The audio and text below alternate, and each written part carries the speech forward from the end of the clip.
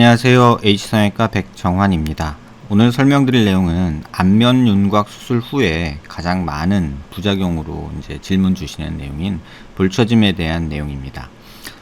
블로그를 운영하면서 굉장히 많은 질문들이 있지만 반복적으로 계속되는 질문이 광대 수술 후에 볼처짐에 대한 또는 사각턱 수술 후에 볼처짐에 대한 내용이 아닐까 합니다.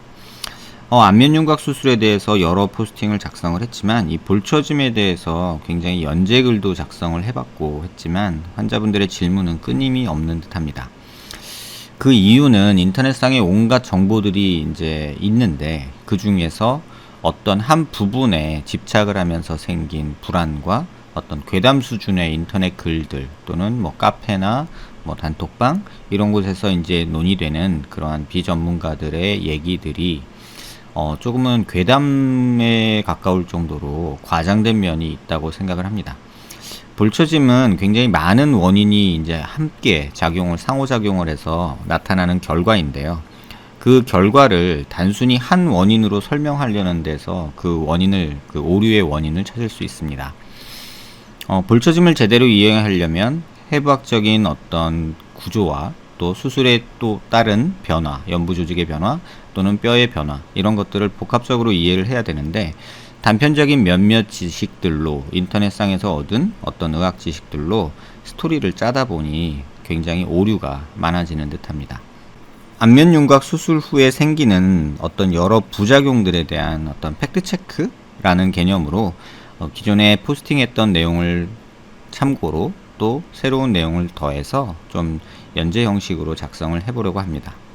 오늘은 첫 번째 내용으로 안면윤곽 수술 후에 가장 많은 문제로 지목되고 있는 볼처짐에 대한 내용입니다. 광대 숙소술을 먼저 얘기를 해보면요. 이전 포스팅에서도 말씀을 드렸는데 이런 질문들이 굉장히 많습니다. 광대 분류압이 있으면 볼이 처진다. 또 광대 축소 시 상방 고정을 하면 볼처짐이 예방된다. 또 두피절개를 통해서 광대 축소를 하면 볼처짐이 발생하지 않는다. 최소 박리를 하면 볼처짐이 예방된다. 귓광대는 볼처짐이 없다. 광대 수술을 받으면 나이 들어서 얼굴이 무너져 내린다. 이런 내용들이 있는데요. 일부 맞는 내용도 있지만 사실 전체적으로 이렇게 단정 짓기는 어려운 게 사실입니다. 오늘은 그에 대한 내용을 한번 리뷰해보는 시간을 먼저 가지려고 하는데요. 광대 수술과 볼처짐의 관계는 사실은 이런 5가지 정도의 원인에서 그 원인을 찾을 수 있습니다. 하나는 피부죠. 탄력도가 주로 영향을 주게 되는데 나이, 성별, 유전적 성향 따라서 굉장히 다양한 양상을 나타내고 객관화하기 힘든 어떤 문제가 있습니다. 또 피하 조직의 두께, 지방 두께라고도 흔히 말하죠. 또 나이에 따라서도 다르고 성별, 유전적 성향 이런 것들이 피부와 피하 조직 두께가 함께 작용을 하게 되는 게 또 문제가 될 수 있습니다. 또 많이들 인터넷상에서 얘기하시는 안면 유지 인대 내용이 또 그 내용인데요. 박리로 인한 손상은 어떻게 보면은 피할 수 없는 당연한 결과이고요. 또 수술 방법에 따라서 안면 유지 인대 손상이 많은 경우가 있고 적은 경우가 있는 것도 사실입니다. 하지만 안면 유지 인대가 손상받으면 무조건 볼처짐이 온다라는 이런 논리는 절대 맞지 않고 오히려 이러한 5가지 중에서 가장 영향력이 적은 게 이 안면 유지 인대에 대한 내용이 아닐까 합니다. 또 한 가지는 근육인데요. 표정 근육과 저작근의 어떤 영향으로 피부 연부 조직의 변화가 생기기 때문에 이러한 부분에 대해서 동적인 구조에 대한 이해가 되지 않으면 단답식의 1:1 매칭하는 방식으로의 이해 때문에 오해가 또 생기고 또 괴담 수준의 얘기가 진행되는 듯합니다.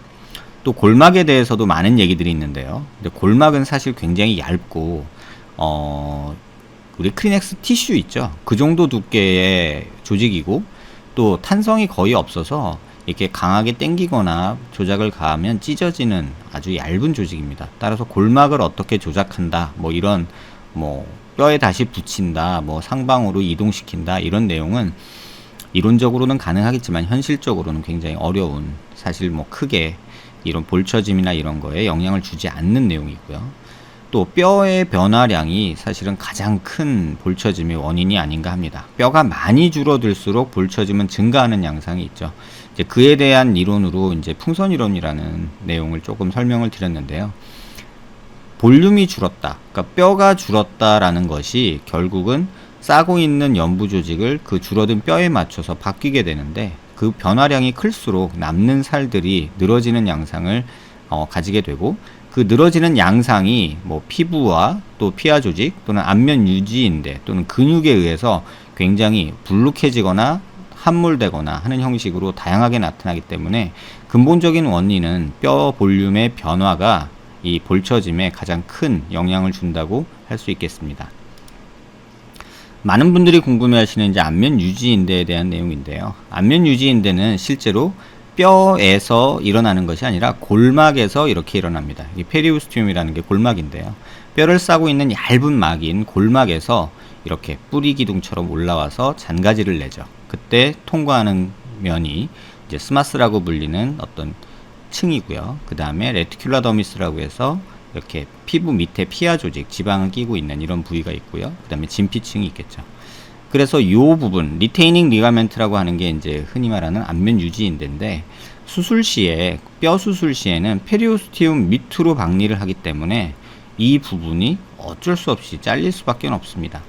하지만 모든 뼈에 이런 리테이닝 리가멘트가 있는 것이 아니라, 어떤 부분은 굉장히 얇은 막으로 존재하고, 어떤 부분은 트루 리가멘트라고 해서 굉장히 단단하게 존재하기도 하고, 또는 어디전이라고 해서 뼈에 아주 달라붙어 있는 그런 구조도 있게 됩니다. 지금 보시면 관자놀이 위쪽으로 해서 이렇게 어드이전이라고 불리는 아주 단단하게 붙어있는, 피부와 뼈가 단단하게 붙어있는 구조가 있고요. 눈 가쪽 위에가 또 이런 부분이 있고요. 그 다음에 자이고마 광대 하연에서 이렇게 마세터릭 리가멘트라고 해서 교근 앞쪽에서 일어나는 이런 인대들로 연결되는 그러한 트루 리가멘트들이 존재를 합니다. 그래서 안면 유지 인대에서 가장 중요하게 볼 거는 이렇게 전체적으로 다 있는 것도 물론 있지만, 이렇게 굉장히 단단한 것들만 우리가 수술적 조작 시 조금 보존하거나 피할 수 있지, 이 사이사이에 존재하는 이런 얇은 안면 유지 인대들은 사실 수술 중에 발견하기도 어렵고, 현미경이나 이런 어떤 조직 검사를 통해서 발견되는 아주 얇은 조직이기 때문에 골막과 거의 유사하게 인식될 수밖에 없는 격벽이라고 사실 보는 게 맞거든요.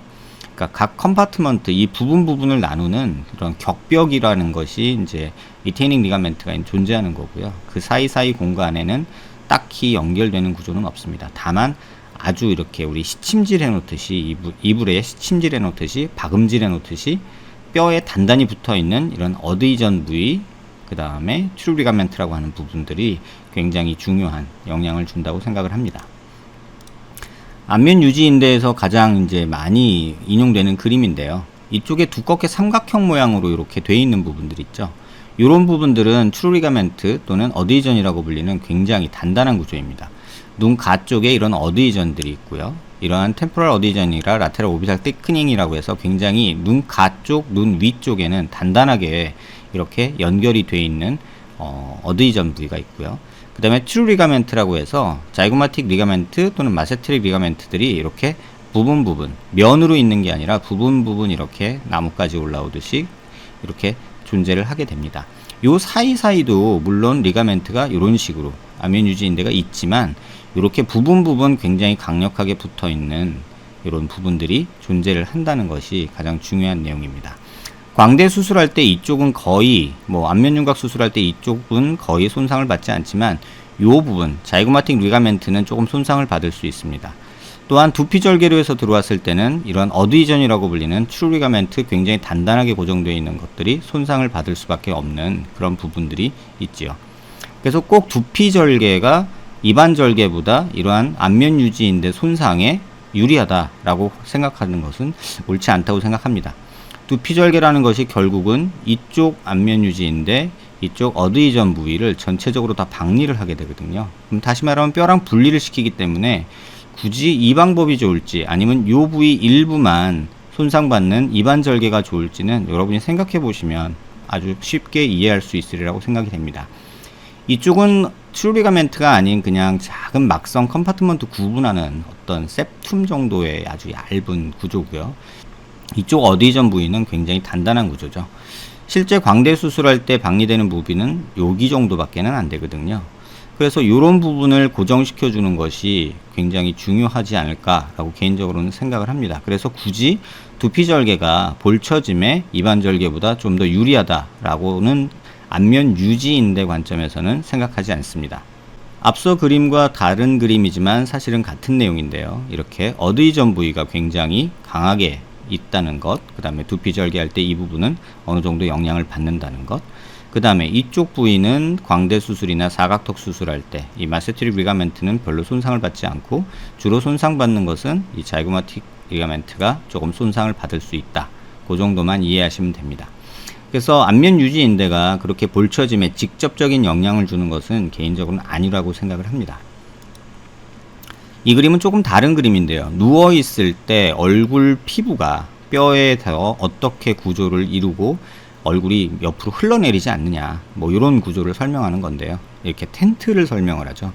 이렇게 수직 방향으로 있는 게 있고, 횡방향으로 있고, 상하 방향으로 있는 게 있죠. 이 각각의 영향이 이런 그 구조들이 이 텐트의 형태를 3차원적으로 구조를 이루죠. 그래서 보시면 이 파란색 라인은 누웠을 때 얼굴이 옆으로 뒤로 흘러내리지 않도록 잡아주는 역할을 하고요. 이 파란색 라인도 마찬가지고요. 초록색 라인은 엎드렸을 때 얼굴 피부가 풍선처럼 축축 늘어져 내리지 않도록 뼈에 붙잡아주는 영향을 주는 그런 기능을 하는 어떤 힘이고요. 이쪽도 마찬가지고요. 빨간색은 얼굴이 서 있을 때, 저희가 서 있을 때 얼굴 피부가 밑으로 축 처지지 않도록 그렇게 도움을 주는 그런 리가멘트들을 설명한 개념적인 그림입니다. 골막에 대해서 또 말씀을 많이 하시는데, 사실 이거 수술 중에 촬영한 사진인데요. 이게 광대뼈고요. 여기 이제 뭐 임플레이트 보형물이 들어간 내용이고, 이 부분에 허옇게 이렇게 막성으로 보이는, 휴지같이 보이는 요 조직들이 사실은 그 골막입니다. 이 골막은 뭐 굉장히 수술 박리 중에 대부분 찢어지는 경우도 많고 많이 해지죠. 그래서 간단하게 설명드리면 마치 크리넥 티슈를 뽑아서 이렇게 조금 힘을 주면 찢어지듯이 이 골막도 박리 중에 일부 티어링이 일어나죠. 찢어진다는 뜻이죠. 그래서 그걸 리페어 한다고 다시 뭐 이렇게 봉합을 한다거나 했을 때 이득이 별로 없어요. 굉장히 얇거든요. 그리고 이게 설사 손상받았다 하더라도 상처를 덮어주고 운드 힐링 과정 중에 이 골막이 서로 엉겨붙는 흉살로 대체가 되거든요. 그래서 골막이 더 단단하게 재생이 되느냐라고는 개인적으로 생각하지 않고요. 이 뼈와 골막의 분리가 일어나면 골막은 찢어져요, 일반적으로. 그리고 찢어지고 그 결손 부위는 흉살로 대체가 되면서 다시 골막 비슷한 조직으로, 오히려 더 단단한 조직으로 만들어지는 게 일반적입니다. 그래서 이제 리프팅 수술, 볼처지니까 리프팅을 한다는 거에 대해서 많은 이제 인터넷상의 정보가 있죠. 그래서 피부와 스마스, 페리오스티움, 뭐 골막 이런 것들이 있어서 이렇게 처져 있으면 이 B 사진은 피부만 당겨 올린 사진이고요. C는 스마스층을 같이 올린다는 뜻이고요. 그 다음에 골막까지 같이 리프팅하는 이러한 D 방식이 있습니다. 실질적으로 B, C, D 방법 중에서 가장 효과적인 거는 이론적으로 D 방법이죠. 하지만 이렇게만 설명하면 모든 분들이 또 이렇게 생각하죠. 그러면 골막 거상을 하면은 볼처짐이 완전히 해결된다 라고 말할 수 있을 거다 라고 생각을 할 수 있겠죠. 하지만 앞서 보셨다시피 안면 유지인대는 골막에서 일어나는 것도 있지만 이렇게 교근 부위에서는 근막에서도 일어납니다. 그러니까 결국은 이쪽 부위는 근막에서 일어나고 이건 다 근막에서 일어나거든요. 그러면은 골막 거상을 한다고 해서 이 부분이 다 해결이 된다? 그거는 또 어불성설이 되죠. 그래서 부분적인 내용으로 전체를 보려니까 자꾸 이런 오류들이 생깁니다. 물론 가장 효과적인 건 맞습니다. 하지만 부위별로 이러한 수술이 적합한 부위가 있고 그렇지 않은 부위가 있다는 점 염두에 두시기 바랍니다. 또 하나는 이제 볼처짐에 대한 오해 중에 하나인데요. 자이고마티쿠스 메이저 머슬이라고 하는 이 근육이 있습니다. 보통 광대 수술을 할 때 입안 절개를 하면 이 오리진 부위, 오리진이라는 것은 근육이 부착되는 부위거든요. 시작되는 부위. 그래서 이 근육이 수축하면 이 부위가 끌어올라가죠. 그래서 입꼬리 올림근이라고 합니다. 자이고마티쿠스 메이저 머슬과 마이너 머슬이 있는데요. 보통 광대 수술할 때 메이저 마이너 머슬은 둘 다 오리진에서, 그러니까 광대뼈에서 분리가 일어납니다. 이게 자이고마티쿠스 메이저 머슬이 붙는 부위거든요. 오리진 부위. 그 다음에 이 부위가 자이고마티쿠스 마이너 머슬이 붙는 부위입니다. 그래서 이런 근육들이 분리가 일어나면, 근육은 양쪽에서 붙잡고 있는 고무줄 같은 존재인데 한쪽에 분리가 일어나면 근육이 앞으로 좀 당겨지겠죠. 그리고 나서 위치가 변한 상태에서 다시 뼈가 오리진 부위에 붙게 됩니다. 전반적으로는 약간 하방변이 되는 게 일반적이죠. 그렇게 되다 보면 근육이 짧아지면 근육은 뚱뚱해지죠. 그러면 그 위에 붙어있던 피부까지 해서 이 부위가 볼록해지죠. 결과적으로는 팔자주름이 있는 그 부위 위쪽으로 이 부분이 불룩해지는 현상이 발생을 합니다. 그러면 이렇게 됐을 때 환자들은 수술해서 부어있는 것 플러스 이 부분이 불룩해지니까 팔자주름이 깊어졌다고 느끼고 이걸 볼처짐이라고 얘기를 하죠.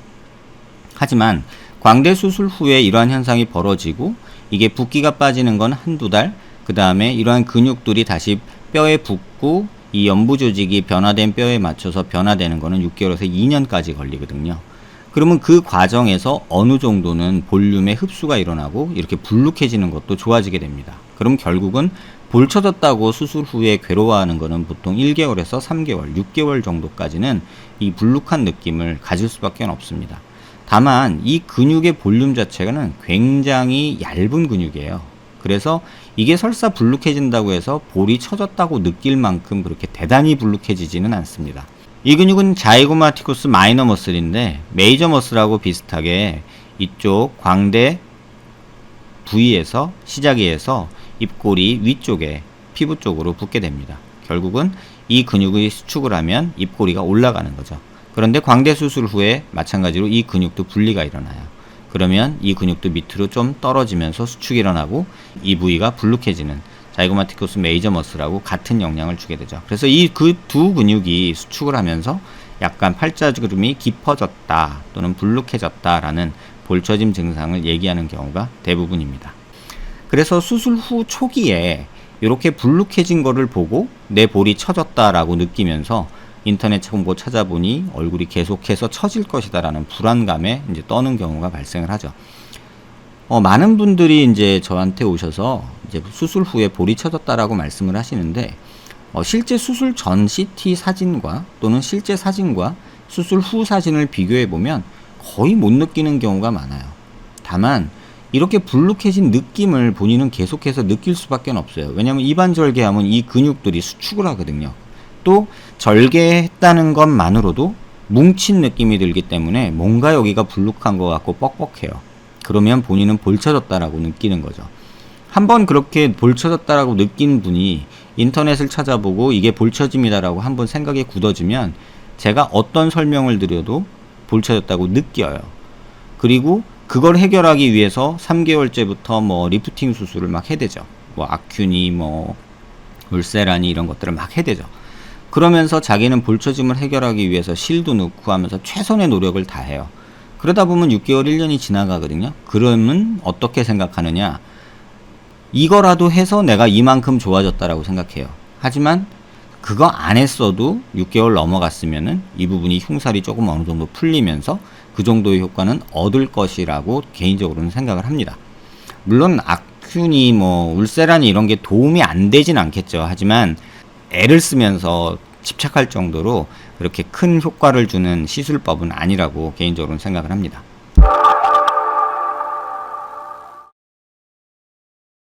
그 다음에 안면윤곽 수술 중에 이제 사각턱 수술 후에 생기는 볼처짐에 대한 가장 흔한 내용이죠. 사각턱 수술 후에는 뼈를 많이 자르면 이 교근이 있는 요 부위는 약간 함몰되듯이 이렇게 불룩한 곡선을 그리고요.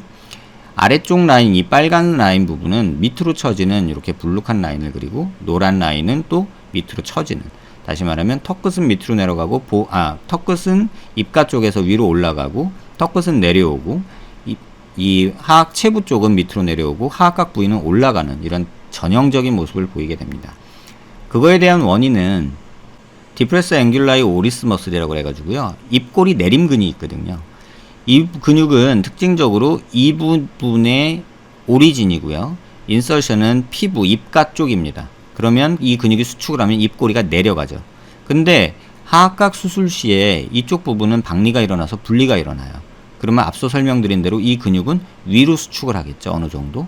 그래서 특징적으로 이 부위에서 위로 당겨 올라가는 느낌이 생기고, 또 심한 경우에는 입꼬리가 내려간 듯한 느낌도 들 수 있습니다. 그래서 사각턱 수술 후에 입꼬리가 내려갔어요, 처졌어요, 이런 느낌을 받는 게 이 근육 때문입니다. 반대로 교근은 오리진이 이쪽이에요. 아치 쪽이, 이쪽이 오리진이거든요. 그래서 이 근육이 수축을 하면 하악각을 위로 당기죠. 그런데 이쪽이 오리진이다 보니까 인서션 부위가 여기거든요. 이쪽 하악 부위거든요. 근데 사각턱 절제술 시에 이 부분이 박리가 일어나요. 그러면 자연적으로 이 근육이 위로 수축하면서 피부도 같이 끌고 올라가는 현상이 생기죠. 그래서 이러한 파란 곡선처럼 하악각을 절제했을 때는 약간 볼이 올라가고 이쪽이 불룩해지는, 근육이 짧아지면서 불룩해지는 그런 현상이 일반적으로 벌어지게 됩니다. 또 하나는 플라시스마라는 근육인데요. 이 흉골에서, 이 클라비클이라고 하는 쇄골에서 어깨뼈까지 해서 넓게 일어나는 근육입니다. 그래서 오리진은 이쪽이고 인서션은 하악 하면이에요. 그래서 이렇게 하악 하면이 이렇게 근육이 플라시스마가 붙게 되는데, 이 근육이 수축을 하면 턱이 밑으로 내려가죠. 턱이 밑으로 내려가는데 하악각 수술할 때, 사각턱 수술할 때 이쪽이 분리가 일어나요. 그러면 이 근육 역시도 밑으로 당기는 역할을 해요. 그러면 어떤 일이 벌어지냐면 이 빨간 선 부위에서 턱살과 볼살이 밑으로 내려가면서 이런 S자 모양의 곡선을 만들면서 처지는 게 일반적이죠. 그래서 이 환자분도 보시면 하악각 절제, 턱끝 절제를 하면서 생긴 대표적인 예예요. 교근 부위, 하악각 부위에서는 약간 함몰 변형이 오고, 이 하악 체부 쪽에서는 약간 아래쪽으로 불룩하게 늘어진 모습이 보이고, 이 프리자울 sulcus라고 해서 이 부분은 뼈 삭제되면서 위로 살짝 올라가면서 이렇게 오목한 모습을 보이고, 또 턱끝 뼈가 없어지면서 이 살들이 밑으로 처지는 이런 느낌들이 전형적인 하악각 과절제의 이제 전형적인 부작용 볼처짐 예이죠. 또 이런 것들을 예방하겠다고 이 골막을 다시 꼬매준다 라고 얘기를 하는데, 지금 보시면 이게 골막이거든요. 이렇게 하얗게 보이는 게 골막이고요. 여기 보이는 게 골막 경계연이에요. 사실 여기 이 골막이 여기 붙어 있었던 거거든요. 근데 수술하다 보면은 뼈를 박리하고 이러다 보면 골막이 이렇게 찢어져요, 휴지처럼. 근데 이거를 요 위에 꼬매주는 거는 물론 도움이 돼요. 왜냐면 이 근육이 이쪽에 달라붙게 하는데 도움이 되거든요. 근데 이 찢어진 부분을 이걸 뭐 일일이 다 이렇게 꼬매주고 하는 거는 전혀 의미가 없어요. 보시다시피 굉장히 얇거든요. 뭐 크리넥스 티슈 한 장 정도밖에는 안 되는 아주 얇은 조직이기 때문에 골막을 통해서 리프팅을 한다, 뭐 골막을 잘 꼬매주면 뭐 볼처짐이 없다, 이런 논리는 사실은 그렇게 큰 의미는 없다고 개인적으로는 생각을 합니다. 그 다음 얘기가 이제 심부볼, 뭐 볼처짐을 해결하기 위해서 악큐 또는 뭐 지방흡입, 안면 지방흡입을 통해서 해결한다, 뭐 이런 얘기가 있는데, 사실 이게 그렇게 크게 막 쉬운 얘기는 아니에요. 안면부에는 이런 여러 구획으로 나뉘어져 있거든요. 이게 안면 유지인대가 뭐 피부를 잡아주는 것도 있지만, 이러한 지방을 딴 데로 흘러가지 못하도록 그렇게 구획을 나눠서 좀 보존해주는 그런 맛도 있거든요. 근데 이런 안면 유지인대가 수술 후에 손상을 받으면, 사실 광대 수술할 때 손상받는 부위 여기잖아요. 여기 좀 손상받았다고 여기 있는 지방이 밑으로 훌러덩 내려오거나 그러지는 않거든요. 다만 나이 들면서 요런 인대들이 약해지면서 인디안 주름 생기거나 뭐 볼이 처지거나 눈가 주름이 생기거나 이런 거는 있을 수 있어요. 하지만 이 컴파트먼트 안에 지방을 빼준다고 해서 쉽사리 이 볼처짐 불룩한 느낌이 완전히 해결되지는 않습니다. 심술보라고 해서 인피리어 자울 컴파트먼트가 있는데요. 이쪽도 지방 빼는 게 그렇게 말처럼 쉽지는 않아요. 얼굴 신경이 또 일로 지나가기 때문에 자칫 지방 뺀다고 아큐나 이런 것들을 하다가 신경마비가 오는 경우가, 운동신경마비가 오는 경우가 종종 있거든요. 그래서 이런 부분들이 있다는 거고, 우리가 심부볼 제거라고 하는 것은 사실 미들 취 컴파트먼트의 피부가 아니라 이렇게 깊은 플레인에 있는 디페이셜 팻 패드라고 그래가지고요. 앞서 본 거는 슈퍼피셜한 팻 컴파트먼트고요. 이건 피부 피하층에 있는 것이고요. 우리가 부컬 팻이라고 하는 요 넓은 심부 볼 지방을 빼게 됩니다. 자, 잘 보시면요. 이 부칼 패드를 빼는 거는 이 팔자주름하고는 전혀 관계가 없어요. 요런 부분에 마리오넷 라인 주름에는 어느 정도 도움은 되겠지만, 이 부위가 처졌거나 불룩했을 때 부칼 패드를 빼는 건 도움이 되지만, 뭐 이 팔자주름이 심해져서 또 입가에 여기가 불룩해서 심부보를 제거한다, 이런 논리는 전혀 맞지 않아요. 해부학적으로 부칼페페도의 위치는 약간 이 귀와 눈가를 연결한 중간선상에 있기 때문에 광대 수술 후에 이 부분이 불룩해졌다고 심부보를 빼는 것은 그렇게 권할 내용은 아니라고 생각을 합니다. 이상 내용이 이제 아나토미를 해부학적 고려를 통한 이제 볼처짐에 대한 이해인데요. 처음에 말씀드렸던 질문에 대한 답을 하나씩 한번 리뷰해 보겠습니다. 광대 분류압이 있으면 볼이 처진다. 광대 분류압이라고 절대적으로 볼이 처지는 건 아니에요. 뼈가 붙지 않았다고 해서 볼이 처지는 건 아니에요. 하지만 광대 분류압이 있어서 플로팅 본이 돼서 아예 뼈가 없어지거나 아예 밑으로 훅 처져 있다면 볼이 처질 수는 있어요. 그러니까 이 말도 어떻게 보면 어느 정도는 맞고 어느 정도는 틀려요. 그래서 1대1로 매칭하는 그런 이론 전개가 굉장히 위험하고요. 광대 분류압이 있어서 볼이 처진다고는 저는 생각하지 않아요. 광대가 단순히 변이가 있는 것이 아니라 뼈가 붙지 않았다고 해서 볼이 처지는 건 아니에요. 분류압이 있어서 뼈가 변이가 생기면 볼이 처질 수는 있어요. 하지만 분류압만 있다고 해서 볼이 처지는 건 아니에요. 광대 축소 시 상방 고정을 하면 볼 처짐이 예방이 된다. 이거는 개인적으로는 좀 옳지 않다고 생각해요. 득과 실을 따져야 되는데요. 앞선 이런 안면 유지인대 그림에서 이 뼈를 상방 고정하면 이쪽 페이셜 리가멘트, 안면 유지인대가 약간 상방으로 이동하는 거는 맞아요. 하지만 그렇다고 해서 이 볼처짐을 다 예방하느냐? 그렇진 않아요. 왜냐면 수술할 때 이 부분은 이미 박리가 일어났거든요. 근데 뼈만 올린다고 무슨 의미가 있겠어요? 이 마세트링 리가멘트만 위로 올라가는 효과가 나오지 이쪽 부위에 있는 이 안면 유지인대는 이미 박리가 일어났거든요. 그러면 이것 좀 조각을 올린다고 해서 요것만 마세트링 리가멘트만 당겨지는 효과지 이쪽에 박리 일어난 부분은 올라가지 않아요. 그래서 결국은 큰 의미는 없다고 저는 생각을 합니다. 반대로 이 광대뼈를 상방 고정했을 때는 이쪽 부위에 함몰이 발생을 해요. 뼈가 없으니까 피부가 쪼그라들어요. 그래서 광대 상방 고정의 대표적인 부작용은 요 부위에 함몰이에요. 그래서 볼 부위가 패였어요 라고 하는 부작용이 가장 흔하기 때문에 둘을 다 고려했을 때 리프팅 효과는 적은데 볼페임 효과만 과장되는 것 같아서 개인적으로는 상방 고정이 꼭 좋은 방법이라고 생각은 하지 않습니다. 또 두피절개를 통해 광대 축소를 하면 볼처짐이 발생하지 않는다. 이건 앞서 설명드렸다시피 두피절개를 하면 이쪽을 열거든요. 그러면 이런 강한 결합, 피부와 뼈의 강한 결합인 어디전들이 깨지게 되고 이쪽도 안면유지인대가 있어요. 그래서 안면유지인대 손상이 이만큼인데 입안절개는 요만큼이거든요. 그러면 둘 중에 어느 게 더 효과적일까요? 개인적으로는 두피절개가 볼처짐에 득이 있다고 생각하지는 않습니다. 다만 두피절개를 하면서 피부를 당겨줄 수는 있어요. 그때는 거의 이런 리프팅 방법 중에 이 C 방법에 가깝게 할 수 있거든요.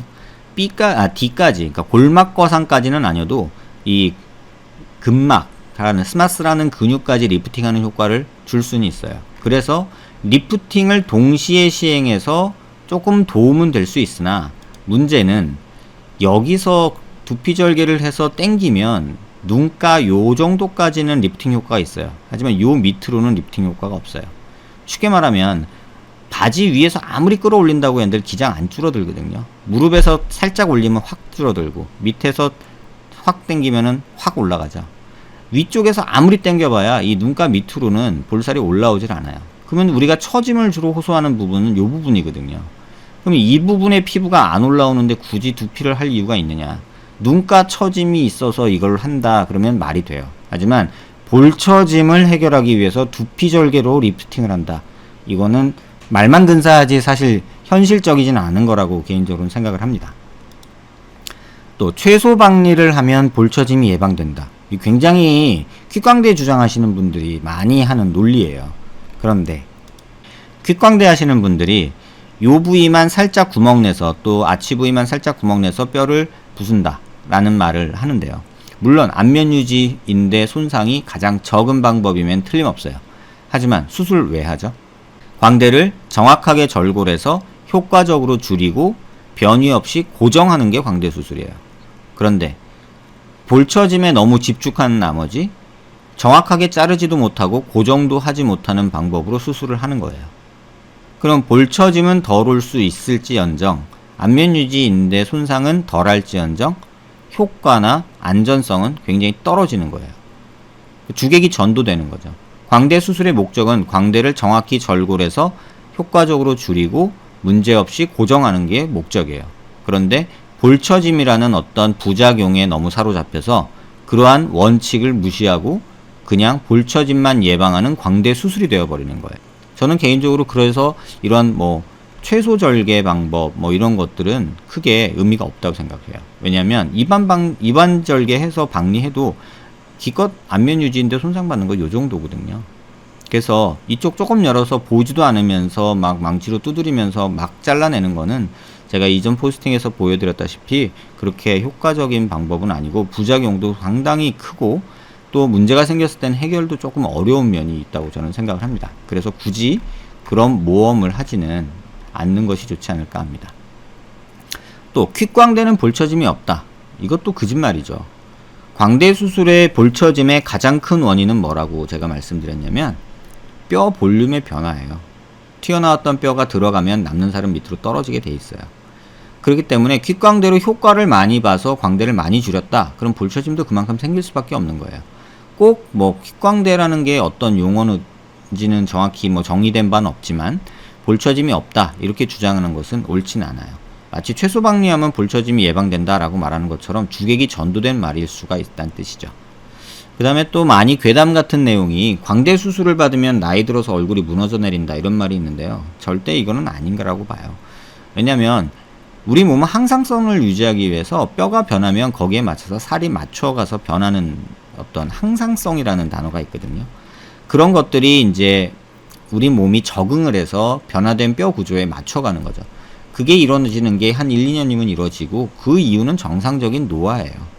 그런 정상적인 노화마저 무시하고 8년 전에 광대 수술해서 제가 지금 볼이 쳐졌어요. 이런 논리는 인터넷상에서 개인적인 느낌일 수는 있겠지만 굉장히 괴담스러운 얘기 아닐까라고 개인적으로는 생각합니다.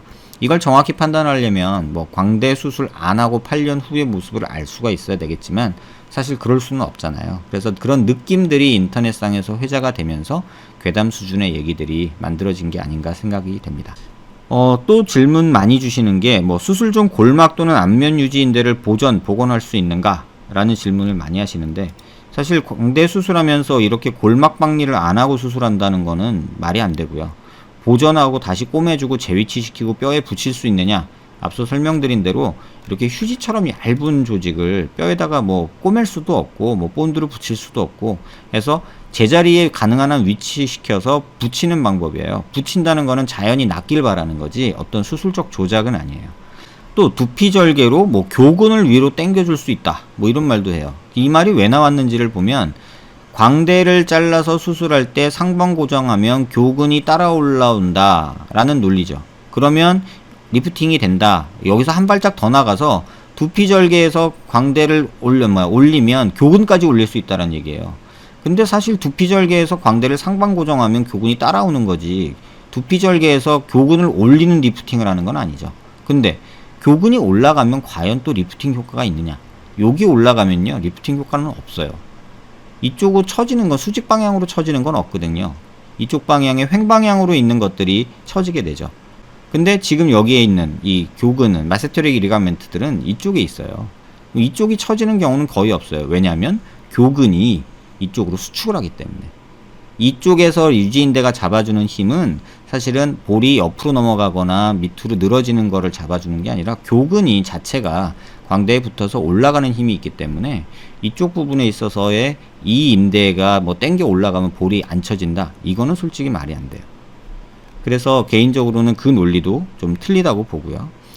많은 얘기들이 있죠. 볼처짐에 대해서는 정말 괴담 수준의 인터넷 글들이 많고 또 경험자들이 이제 나는 그렇게 느낀다라는 내용으로 얘기를 하면 너도 그래 나도 그래 이러면서 굉장히 서로들 힘든 일을 겪는 것 같아요. 근데 사실 이론적으로 보면 처짐을 판단하려면 가장 정확한 건 수술 전 3D CT 연부 조직 모습과 수술 후 3D CT 연부 조직을 모습을 보고 그 모습에 어느 정도 세깅이, 처짐이 일어났는지를 분석해야 되는데, 제가 지금까지 본 바로는 수술 후 3개월 미만에서 볼처짐 얘기하는 거는 단순히 붓기와 리모델링, 그 흉살에서 뭉침 현상을 그렇게 느끼는 거지 절대적인 처짐은 거의 없다고 생각을 해요.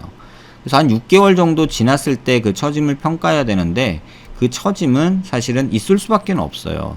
어떻게 뼈 볼륨이 줄어들고 수술을 했는데 조금은 늘어지는 게 맞지만, 그 효과, 광대 뼈가 줄어들거나 사각턱 뼈가 줄어들어서 얻어지는 효과와 연부조직 손상에 의한 처짐과 시소게임이에요. 그래서 어느 게 더 효과가 크고 어느 게 무시할 만큼의 부작용인가를 놓고 시소게임을 하는 거거든요.